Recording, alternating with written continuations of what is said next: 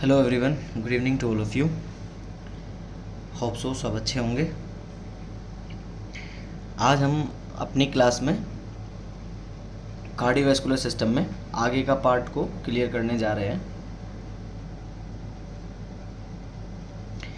ठीक है, सो शुरू करते हैं। सबसे पहले हम पढ़ेंगे आज हम एम्ब्रोजेनेसिस ऑफ हार्ट के बारे में पढ़ेंगे बेसिकली, और शेप ऑफ हार्ट के बारे में पढ़ेंगे।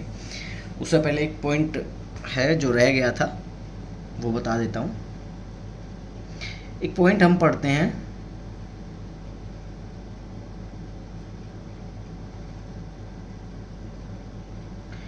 क्रक्स ऑफ हार्ट, या इसको हार्ट क्रक्स भी बोल सकते हैं।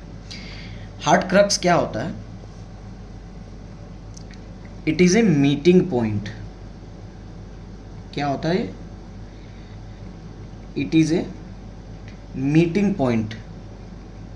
किस किस का मीटिंग पॉइंट होता है? कुछ ग्रूव्स होते हैं आपके हार्ट में, बताता हूं भी क्या होते हैं। इंटर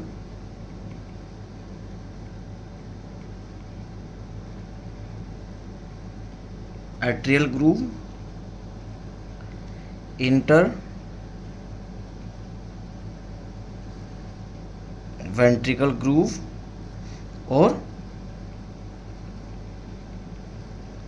एट्रियो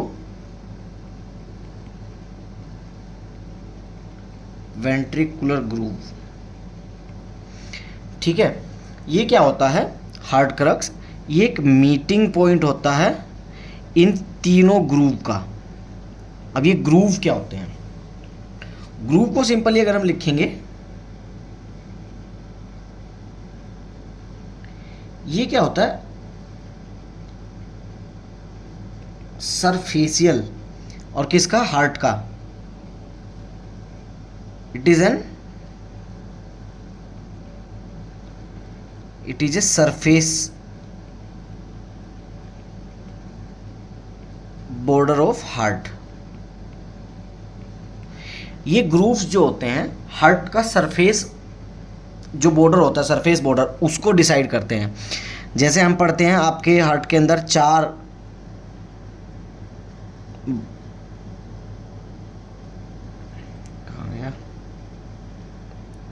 आपके हार्ट के 4 पार्ट होते हैं।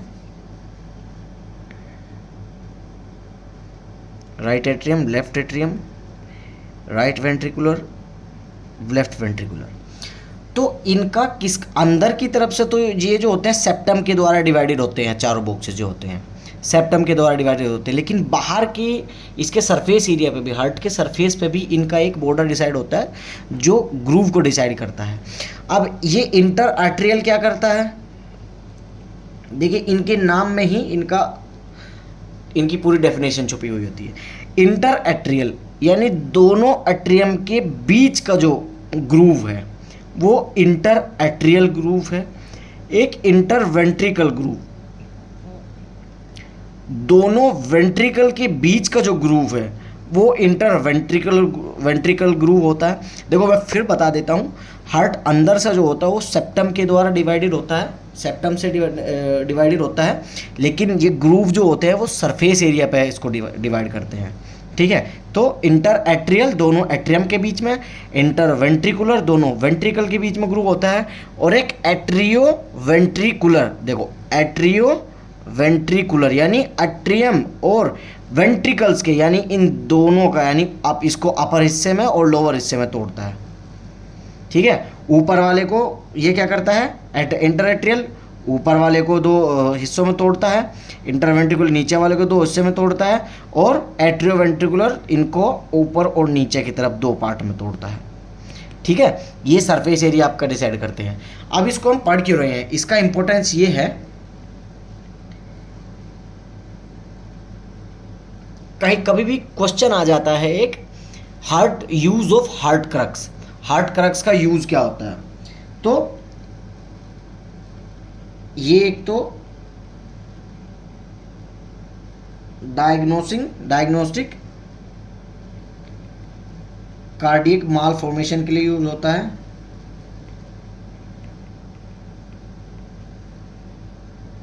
ठीक है। क्लिनिकल मैनेजमेंट के लिए यूज होता है।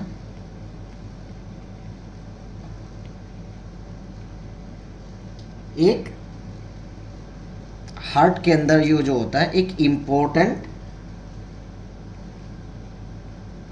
एनाटॉमिक लैंडमार्क की तरीके से यूज किया जाता है। जैसे आप किसी भी सड़क पे जा रहे हैं, कहीं भी अगर जा रहे हैं, आपको एक तरीके से किसी भूल भुलैया में आप जा रहे हैं, भूल भुलैया में जाने के उसका अंदर का आगे पीछे का अगर आपको रास्ता नहीं पता, तो आप क्या करते हैं, आप एक उस पॉइंट पर जाते हैं जहाँ से हम राइट भी जा सकते हैं, लेफ्ट भी जा सकते हैं, आगे भी जा सकते हैं और पीछे भी जा सकते हैं। तो हार्ट क्रक्स जो होता है एक वही एक इम्पोर्टेंट पॉइंट होता है जिससे हम बॉडी के किसी भी पार्ट में जा सकते हैं। कोई मतलब डायग्नोस करने के लिए, कोई कुछ अगर हमको इंटर मतलब इन्वेसिव प्रोसीजर करना है उसके लिए भी हम इसको यूज़ कर सकते हैं। ठीक है, कोई भी कंजेनाइटल डिफॉर्मिटी देखने के लिए भी हम इसको यूज़ करते हैं। एक इसको फोटो दिखाता हूँ आपको, ये देखो,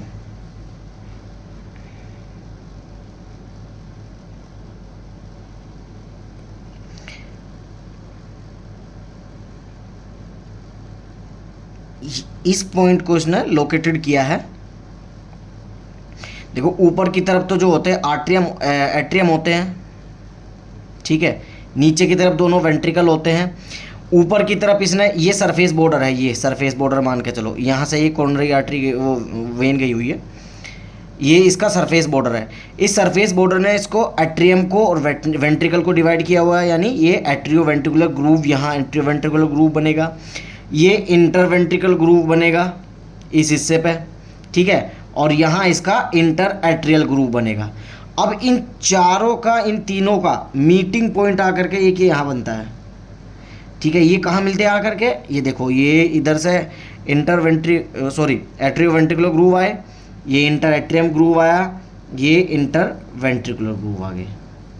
तो ये पॉइंट जो है इसका, ये पॉइंट, ये हार्ट क्रक्स माना जाता है, ठीक है। यहाँ से आपको कोई भी कोरोनरी आर्टरी में जाना है, बॉडी के हार्ट के किसी पार्ट में जाना है, तो वो उन सब के लिए यूज़ होता है, ठीक है।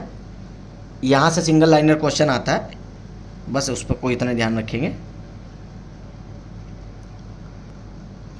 चलो अब नेक्स्ट अब हम इसमें बात करेंगे।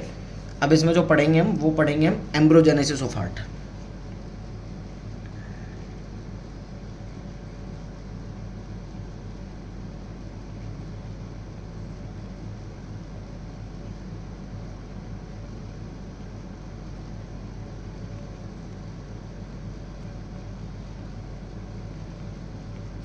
एम्ब्रोजेनेसिस ऑफ हार्ट, देखो ये टॉपिक बड़ा ध्यान से समझना, इसमें से कई सारे क्वेश्चन, अगर इसको ध्यान से समझोगे, कई सारे क्वेश्चन आते हैं, सिंगल लाइनर क्वेश्चन भी आते हैं, है ना, मोस्टली सिंगल लाइनर क्वेश्चन आते हैं। एम्ब्रोजेनेसिस ऑफ हार्ट जो है,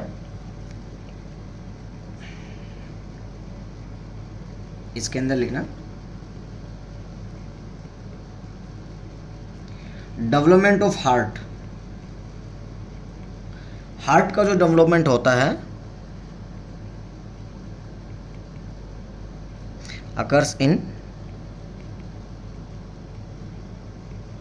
कार्डियोजेनिक एरिया बाय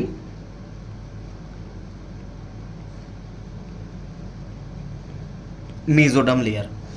हार्ट का जो डेवलपमेंट होता है वो कार्डियोजेनिक एरिया के अंदर होता, कार्डियोजेनिक एरिया में देखने को मिलता है, और कौन सी जर्म लेयर से होता है, मेसोडर्म लेयर, ठीक है। ये आपकी जर्म लेयर होती है। टोटल आपकी बॉडी में जब बेबी बन रहा होता है, बेबी का डेवलपमेंट फेज स्टार्ट होता है, टोटल 3 जर्म लेयर होती है, एक्टोडर्म, नंबर 2 मेसोडर्म,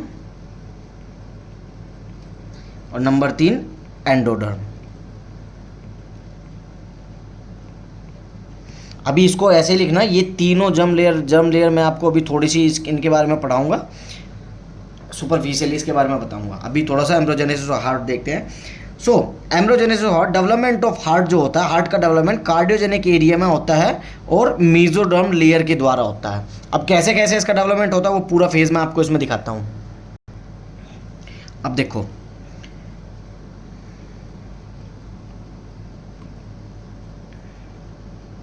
ये आपको दिखाई दे रहा होगा, अर्ली एम्ब्रियो यानी 18 डेज की बात हम बात कर रहे हैं, 18 डेज की बात में, ये एक कार्डियोजेनिक एरिया होता है। ये बच्चे का हेड है, ये जो होती है प्रिमिटिव ब्लड वेसल्स होती हैं सबसे शुरुआत में, और ये टेल दिखाई देता है। ठीक है, ये कार्डियोजेनिक एरिया है, ये एरिया जो है इसको कार्डियोजेनिक एरिया में इसने डिफाइन किया। 20 डेज पर क्या होता है, 20 डेज में कार्डियोजेनिक एरिया के अंदर ये 2 ट्यूब बनती है पहले, इनको जो होते हैं एंडोकार्डियल ट्यूब बोलते हैं। ठीक है, इनको एंडोकार्डियल ट्यूब बोलते हैं। 20 डे पे बनती है। 21 डेज पे इन दोनों का फ्यूजन होता है हार्ट ट्यूब का। इसको हम जो है वो प्रिमिटिव हार्ट ट्यूब बोलते हैं। क्या बोलते हैं? Primitive heart tube. इसके बाद प्रिमिटिव हार्ट ट्यूब में जो होता है ये 5 पार्ट में डिवाइड हो जाती है, ये आपको दिख रहा होगा इसमें।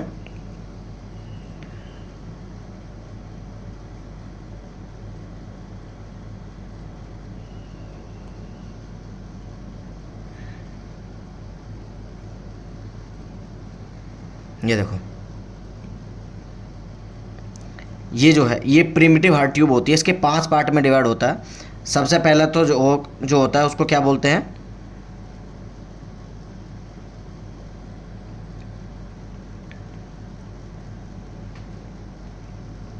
Trunks arteriosus. ये जो होता है बल्बस कोर्डिस होता है, ये बल्बस कोर्डिस होता है, ये प्रिमिटिव वेंट्रिकल होता है, और ये प्रिमिटिव आर्ट्रियम होता है, और ये साइनस विनोसस होते हैं। ठीक है, ये जो हार्ट जो होता है वो 5 पार्ट में डिवाइड हो जाता है। अब बात करेंगे 23 डेज की। अब 23 डेज पे क्या होता है?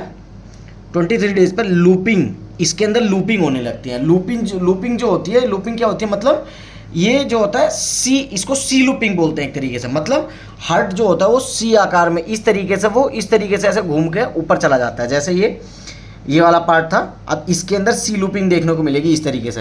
ये देखो ऐसे सी शेप के आकार में ऐसे घूमता हुआ ये ऊपर को जाएगा, ऐसे घूमता हुआ ऊपर को जाएगा। मतलब 23 डेज पर लूपिंग स्टार्ट होगी और 24 डेज पर लूपिंग कंप्लीट हो जाएगी। ठीक है, आगे 35 डेज के अंदर जो है 35 डेज पर जो होता है आपको मेजल वेसल्स इसके अंदर बन जाएगी, मेजल वेसल इसके अंदर बनी हुई दिखाई देगी। And 8 week of gestation age पे आपको प्रॉपर ये चैम्बर बने हुए दिखाई देंगे हार्ट के अंदर, ये प्रॉपर डेवलप हो जाएगा। ये 4 चैम्बर, जैसे 4 चैम्बर बने हुए ना, ये 4 चैम्बर बन जाएंगे। ये दोनों एट्रियम, ये दोनों वेंट्रिकल। इन दोनों के अंदर आगे हम चल के पढ़ेंगे। ये देखो, ये इसमें जो लिखा है ये होता है एक फोरामेन ओवल, ये यहाँ की ओपनिंग होती है। इसको हम आगे पढ़ेंगे फोरामेन ओवल के बारे में, बहुत इंपॉर्टेंट है, इससे भी क्वेश्चन आता है। यहीं थोड़ा सा बता दूं, right atrium and left atrium के बीच में एक ओपनिंग होती है जिसको फोरामेन ओवल बोलते हैं। जब तक बेबी का जन्म नहीं होता, हार्ट का जो ब्लड होता है वो लंग्स के पास में नहीं जाता है, लंग्स के पास में प्योर होने के पास लिए नहीं जाता है, मदर के प्लेसेंटा से ही वो प्योरीफाई होकर आता है, ऑक्सीजनेटेड होकर आता है। ठीक है, और वापस सर्कुलेशन में घूमता है, उसका यहाँ बहुत इंपॉर्टेंट रोल होता है। तो बस इतनी चीज़ याद रखिएगा, ये फोरामेन ओवल जो होता है बिफोर बेबी के बर्थ से पहले जो होता है ये प्रेजेंट होता है, बेबी की बर्थ के बाद में ये बंद हो जाता है। इसको पढ़ेंगे हम आगे। ठीक है, अभी इतना चीज़ समझिए। एम्ब्रियोजेनेसिस ऑफ हार्ट में, हार्ट जो होता है कार्डियोजेनिक एरिया में, कहाँ? कार्डियोजेनिक एरिया में, और मेसोडर्म लेयर के द्वारा इसका वो होता है। पहले 2 एंडोकार्डियल ट्यूब बनती हैं, एंडोकार्डियल ट्यूब बनती है। ठीक है, उसके बाद जो होता है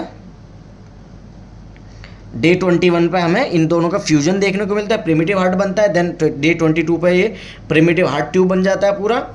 ठीक है, और ये 5 पार्ट में डिवाइड हो जाता है।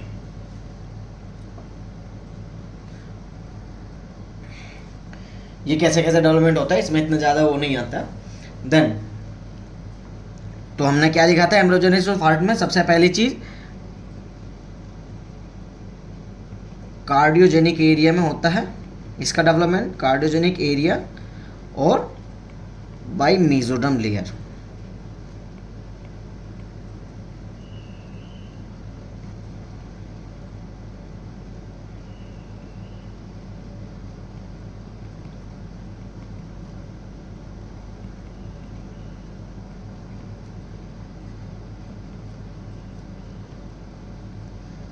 सेकेंड पॉइंट जो इसमें है ये आपका, ये मैंने पहले बताया, first physiological and functional organ होता है।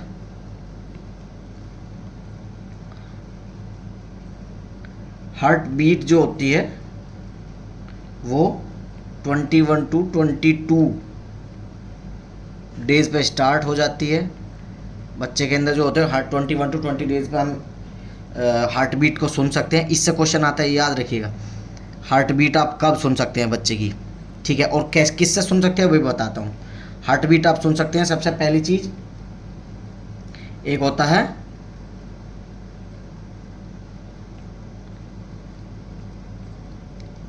TVS, trans vaginal sonography. Trans vaginal sonography क्या होता है? ये भी एक अल्ट्रासाउंड की तरीके से होता है, अल्ट्रासाउंड के तरीके से ही किया जाता है, बस ये इंट्रावेजाइनली किया जाता है। इससे जो होया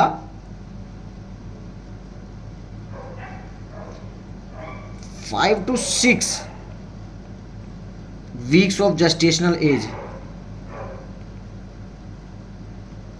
यानी 5 से 6 वीक ऑफ जेस्टेशनल एज पे आप जो होते हैं इसके द्वारा सुन सकते हैं, ट्रांसवेजाइनल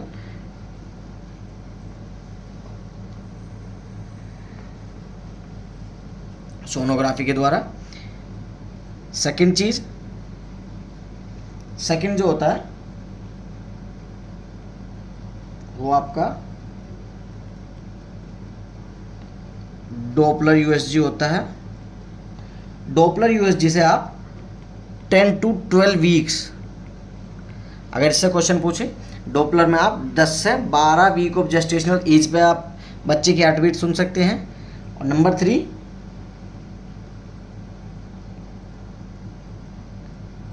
पिनार्ड फीटोस्कोप। पिनार्ड फीटोस्कोप से अगर पूछे तो उससे आप 80 to 20 weeks of gestational age पे आप जो है बच्चे की हार्ट बीट को सुन सकते हो।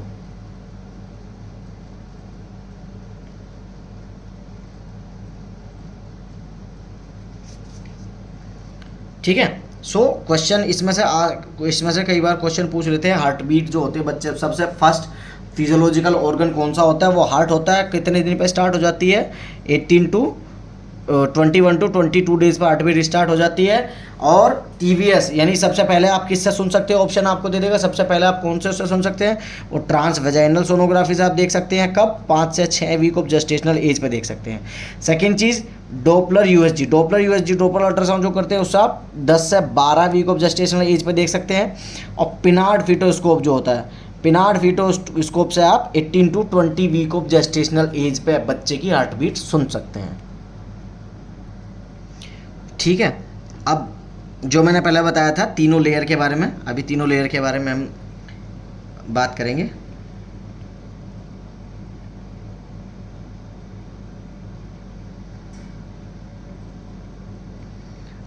जर्म लेयर क्या होती है? जर्म लेयर वो होती है जिनसे आपके सारे ऑर्गन का डेवलपमेंट होता है, development of all organs and structure of body. आपकी बॉडी जो बनती है वो इन्हीं 3 जर्म लेयर के द्वारा बनती है। ठीक है, इन्हीं 3 जर्म लेयर के द्वारा बनती है। ये इसका लेयर का मैं आपको पहले एक फ़ोटो दिखा देता हूँ, फिर आगे इसमें बढ़ेंगे।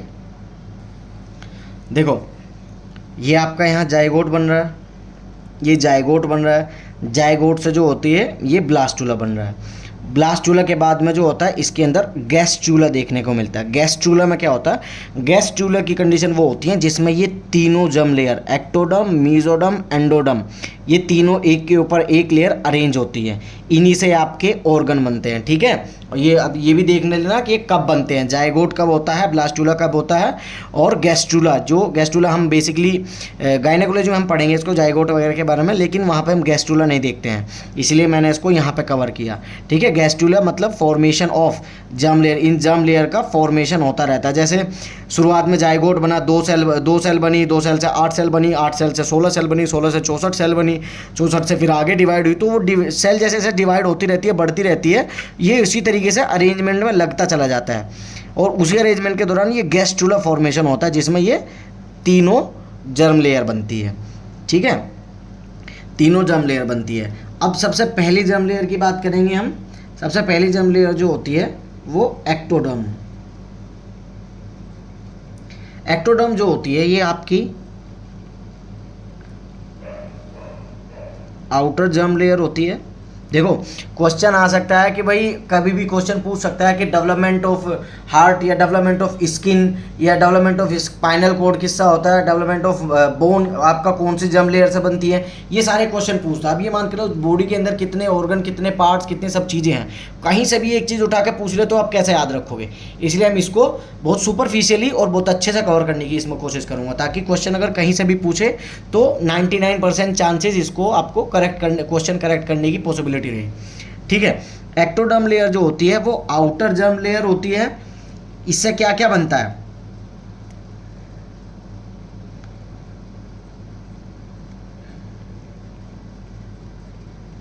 इससे बनता क्या क्या है, स्किन का फॉर्मेशन, और वो भी एपिडर्मिस का। स्किन एपिडर्मिस इसके द्वारा बनती है, ठीक है। नर्वस सिस्टम, जिसमें कि आपका स्पाइनल कॉर्ड,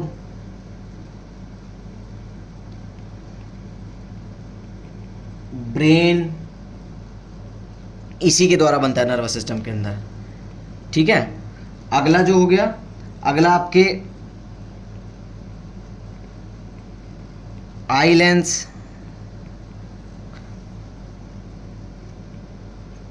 टूथ इनेमल, ठीक है, हेयर्स एंड नेल्स, और भी बाकी चीज़ें इससे बनती हैं। अब ये और भी बाकी चीज़ें जो बनती हैं इसको हम कैसे पता करेंगे, इसको पता करने के लिए एक निमोनिक है।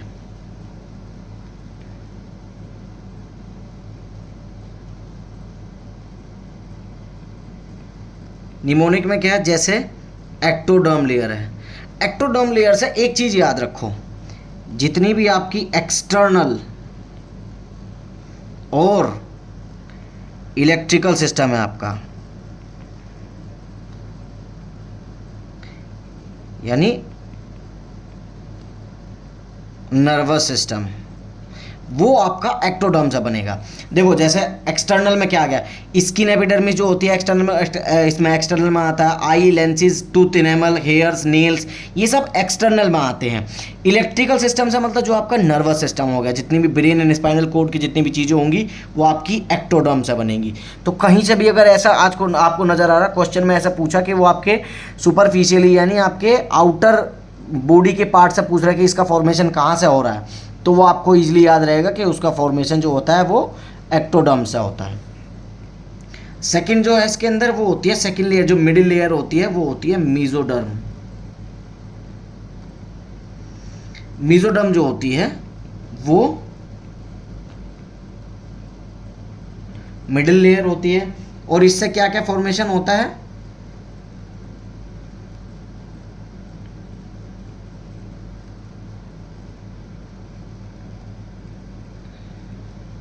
मसल होती हैं, बोन्स होती है, हार्ट होता है, अभी पढ़ा हमने, ब्लड वेसल्स होती हैं, किडनी इससे होती है,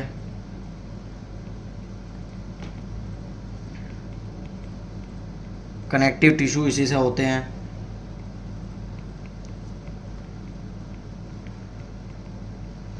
रिप्रोडक्टिव ऑर्गन इसी से होते हैं, ठीक है। etc. ये सब हिस्सा होता है। अब इसको याद रखने के लिए, इतने सब चीज़ें याद नहीं रखी जाती, इसको याद रखने के लिए भी एक निमोनिक है।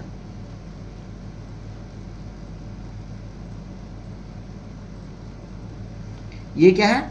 ये आपका जो मिडल लेयर होती है, यानी मीजोडर्म लेयर, मीजोडर्म लेयर, ये आपकी बॉडी के सपोर्ट सिस्टम को बनाता है और मूवमेंट में जो काम आते हैं उसके लिए उसके ऑर्गन्स बनाता है, और जितने भी सर्कुलेशन के होते हैं। देखो, सपोर्ट के लिए आपकी बोन्स, स्केलेटल सिस्टम आपका बोन का सपोर्टिंग सिस्टम होता है। मसल्स की हेल्प से ही आप जितने मसल्स कनेक्टिव टिश्यूज होते हैं, इन्हीं के थ्रू आपके जॉइंट्स मूवमेंट करते हैं, बॉडी ग्रो करती है मसल्स के द्वारा ही। सर्कुलेशन में जो होता है हार्ट यूज होता है, हार्ट जो होता है बॉडी में सर्कुलेशन का काम करता है, किसके थ्रू? ब्लड वेसल्स के थ्रू करता है। किस किस के पास पहुंचाता है? सभी ऑर्गन्स के पास में, जितने भी ऑर्गन्स होते हैं उन सब के पास में पहुंचाता है। तो इसका याद रखिएगा निमोनिक के एक्टोडर्म से आप क्या याद रखेंगे कि वो आपके एक्सटर्नल और इलेक्ट्रिकल सिस्टम को बनाता है, और जो मेसोडर्म है वो मिडिल वाला होता है, वो बॉडी को सपोर्ट देता है, मूवमेंट वाला बनाता है और सर्कुलेशन वाला बनाता है, सारे ऑर्गन्स को कवर करता है। ठीक है, इससे याद रहेगा। थर्ड जो होता है वो आपकी एंडोडर्म, जो कि इनर लेयर होती है आपकी। ठीक है, जो कि इनर लेयर होती है, और इनर लेयर मतलब सबसे अंदर की। इससे ही आपको समझ में आ जाएगा इसका, सबसे अंदर की। तो ये क्या करेगा? ये किस किस चीज को बनाएगा?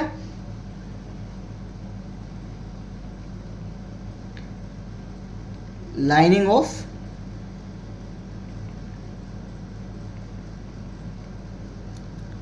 डाइजेस्टिव एंड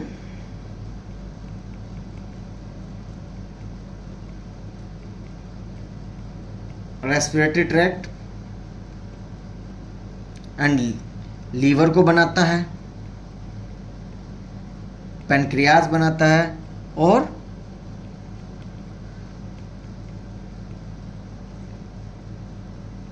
थायराइड के पार्ट्स बनाता है। ठीक है, इसका निमोनिक याद रखिएगा कि ये इंटरनल ऑर्गन जैसे इनर लाइन होगी, तो सबसे आपकी बॉडी की मान के चलो स्किन के अंदर की सबसे अंदर वाली लाइन जो होगी वो सबसे इनर लाइन जो होगी, रेस्पिरेटरी ट्रैक्ट की सबसे जो इनर लाइन होती है, लीवर का, पेनक्रियाज का, थायराइड के पार्ट्स का फॉर्मेशन भी जो होता है वो एंडोडर्म लेयर के द्वारा होता है। ठीक है, इसी के इन्हीं जर्म लेयर के फॉर्मेशन में अगर डिफेक्ट हो जाता है तो बच्चों के अंदर हमें congenital defect, neural tube defect, ये सब चीज़ें हमें, और या फिर कोई भी ऑर्गन का अच्छे से ना बनना, वो सब इन्हीं तीनों लेयर के द्वारा हमें देखने को मिलती है। और इन तीनों लेयर का बनना, अच्छे से बनना बहुत ज़्यादा जरूरी है। इन्हीं से आपके सारे ऑर्गन, बॉडी का पूरा स्ट्रक्चर इन्हीं जर्म लेयर से बनता है। अभी हार्ट हम पढ़ा रहे थे तो हार्ट के रिलेटेड हमने मेसोडर्म पढ़ाया, मेसोडर्म की वजह से हमने यहाँ पढ़ाया।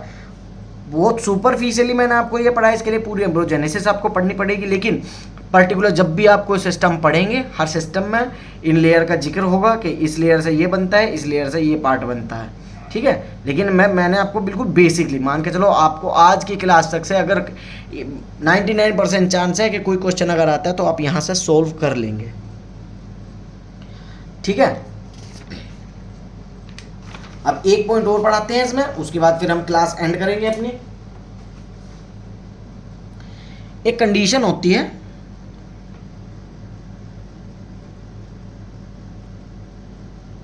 उसको हम बोलते हैं एथलीट हार्ट। एथलीट हार्ट बोलते हैं। एथलीट हार्ट में क्या होता है? It is a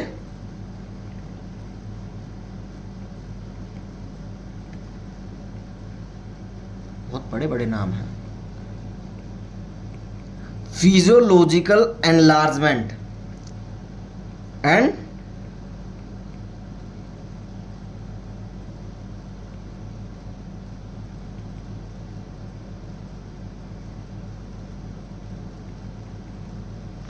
strengthening of heart.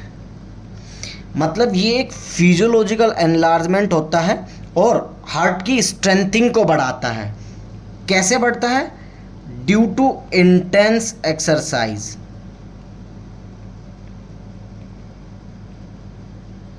किसकी वजह से? Due to intense exercise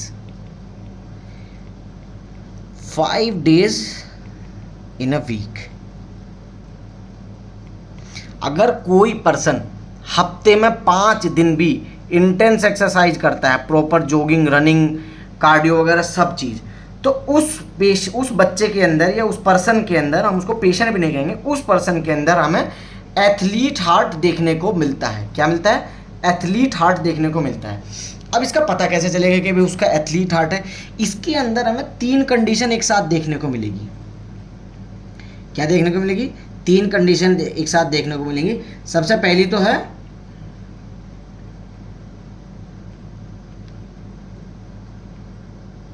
resting bradycardia,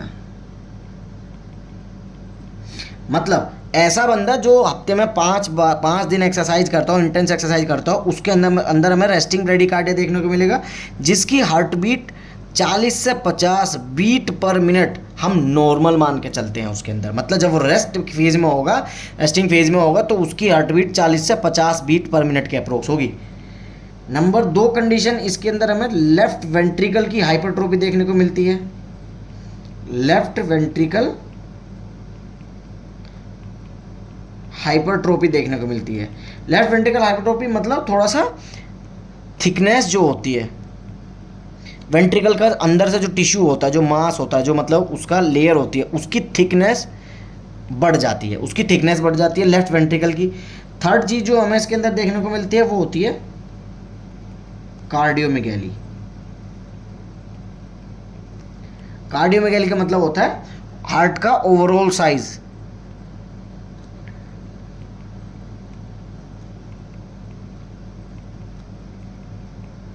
heart का ओवरऑल साइज थोड़ा सा हमें इसमें बढ़ा हुआ देखने को मिलता है। तो ये तीनों कंडीशन अगर किसी पर्सन के अंदर देखने को मिल रही है इंटेंस एक्सरसाइज की वजह से, उसको हम क्या बोलते हैं? एथलीट हार्ट बोलते हैं। या फिर ऐसे कह सकते हैं एथलीट हार्ट क्या होता है? अगर कोई बंदा एक हफ्ते में 5 दिन एक्सरसाइज करता है, उसके अंदर ये 3 कंडीशन देखने को मिलती है एक साथ, तो वो जो होता है वो एथलीट हार्ट होता है। और ये एक नॉर्मल फिजियोलॉजिकल चेंजेस होते हैं, ये एबनॉर्मल बिल्कुल नहीं होते, एबनॉर्मलिटी में नहीं आते। ध्यान रखिएगा, ये एबनॉर्मलिटी में नहीं आते हैं, ठीक है? ये नॉर्मल फिजियोलॉजिकल चेंजेस होते हैं जो एथलीट हार्ट, यानी जो बंदा एथलीट होगा उसके अंदर हमें ये जो है नॉर्मली देखने को मिलते हैं, ठीक है? सो पूरी कोशिश करी सारी चीजें कवर करने की। इसके अंदर एथलीट हार्ट भी हमने पढ़ लिया है। अब कल हम पढ़ेंगे शेप ऑफ हार्ट के बारे में, ठीक है? शेप ऑफ हार्ट्स के बारे में पढ़ेंगे। एक्चुअली प्रॉपर समझाने में अगर एक एक चीज़ करके अच्छे से समझाई जाए तो थोड़ा सा टाइम लगता है चीज़ों में, लेकिन ये चीज़ है कि आज अगर आपने इसको अच्छे से समझ लिया, और मैं हर वीडियो में एक बात कहता हूँ, इमेज देख करके चीज़ों को अच्छे से एक बार आपने सेट कर लिया दिमाग में, तो उसको कोई हटाने वाला नहीं है, ठीक है? तो थोड़ा पढ़ो लेकिन अच्छे से पढ़ो, और उसको प्रॉपर कवर करके, मतलब जहाँ से आपके क्वेश्चन बन सकते हैं, जो आपको याद भी रहेगा हमेशा के लिए, उस तरीके से चीज़ों को पढ़ना चाहिए, ठीक है? सो आज के लिए इतना ही। कल मिलते हैं वापस अपनी एक क्लास में, दूसरी क्लास अपलोड करेंगे। Thank you, good night to all. Subscribe कर देना, व्यूज़, लाइक सब मतलब देख लेना।